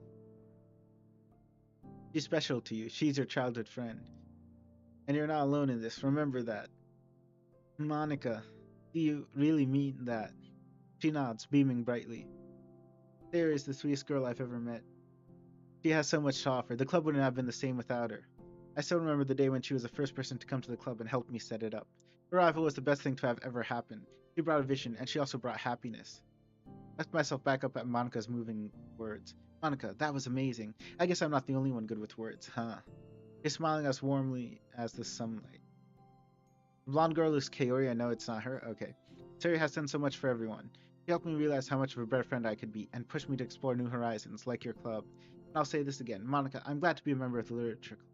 Seeing you and Siri together again and meeting new people has truly been a blessing for me. You really mean that? I do. I wouldn't leave the club for anything else. You guys are my friends, and I thought I'd never get any more since last year. Now that I've gotten to know you all, I never ever want to let go. I feel like I have this urge to protect you guys and look out for you. So, you feel the same? You want to look out for the others as well? Of course, I want them all to be happy. I'll do whatever I can to help them out. As will I. The two of us look deeply into each other. A sense of understanding, belonging, and ambition resonates between us. I guess a part of Sayori's quest for everyone is to be happy has rubbed off on us, huh? Yeah, it certainly has. It looks like you and I have the same goal in mind. To help out our club members and friends. This kind of takes me back to that one English assignment. Do you remember? Yeah, that play we had to work on. I remember it. Well, why don't we reenact that moment? With a small change. From this day forward, let's look out for our fellow club members. And our close friends. Our hands interlocked together. Premarital hand-holding in my Christian DDLC mod? What am I looking at, guys? There is premarital hand-holding. I can't believe it. This moment is the beginning of something extraordinary between us. The two of us share a common goal for the club, to make it the best place for our members. In sharing that goal, the two of us rekindled a light between us that was dim for quite some time. Now we're banded together again to create an unstoppable duo that has each other's backs. I can't tell if things will go smoothly for the club and everyone going forward, but as long as I'm with her, I don't need to worry. I'm going to do my best for the Literature Club and for Monica. And hopefully we'll go closer to something stronger than reality has ever known.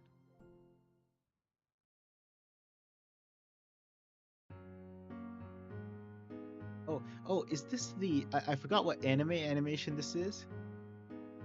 I think I recognize it. Like from some kind of... Oh, is this the end of the mod? No, I'm guessing this isn't the full mod, right? This is just, I think this is part 1. They haven't shown us everything yet. Okay, guys, so that is DDLC Convergence.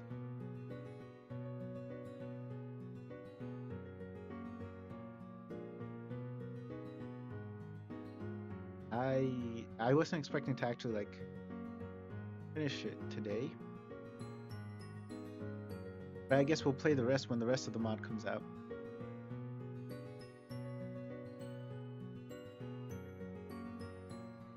No way that is the full mod chat. Yeah, I don't think this is the full mod. I think that there's definitely...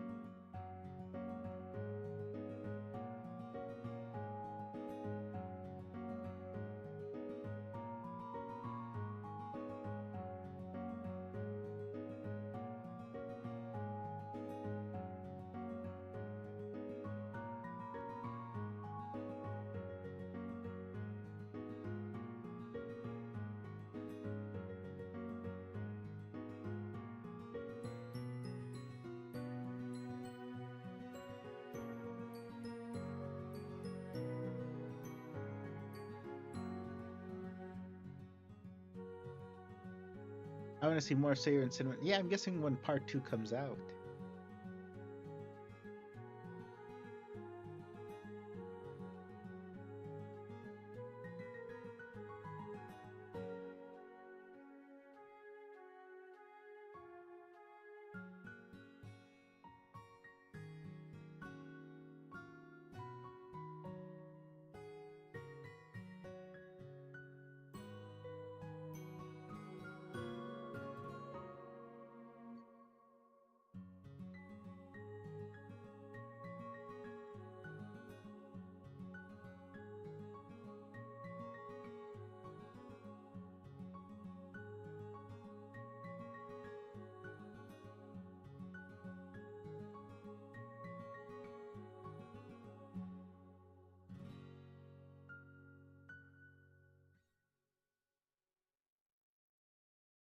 Ah, poor Sayori being left behind there while MC and Monica walk away.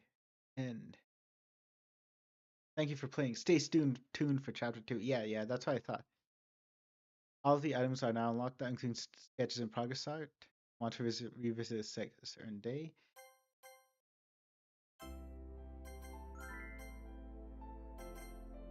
Let's go see the. There's still some things which are locked. Oh, we unlocked a good. Okay, this is chapter 1 promo art. Main menu enemy. This is DDLC Convergence, like the actual announcement.